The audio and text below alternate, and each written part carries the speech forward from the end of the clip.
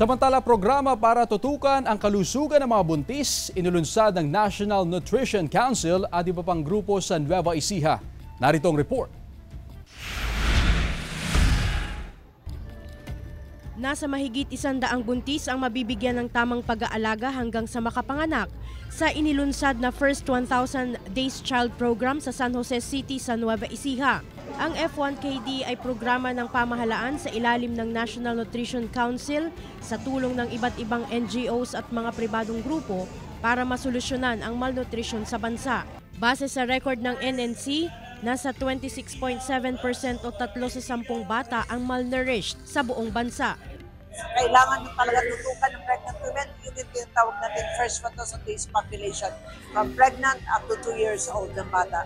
Matulungan ang National Nutrition Council for the implementation of this project. Kasi po nakita natin ang isang problema sa ating bansa is ang malnutrition. Ayon sa NNC, aminado sila na kulang ang pondo ng pamahalaan upang malutas ang problema sa malnutrisyon. Kaya malaking tulong ang ginagawa ng mga NGO at pribadong grupo para maisulong ang mga programa. Target ng NNC na mapababa ang bilang ng malnourished o tuluyan ng malutas ang problema sa malnutrisyon bago matapos ang termino ni PBBM sa 2028. Kaya tinututukan ng NNC ang kalusugan ng ina habang ipinagbubuntis pa lang ang sanggol. May malaki raw kasing epekto ang kalusugan ng ina sa development ng sanggol na nasa sinapupunan.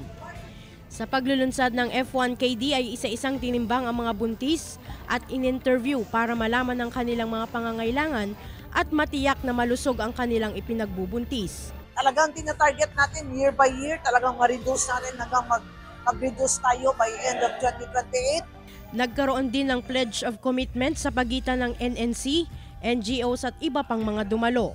Glam Kalikdan Dizon, One North Central Luzon.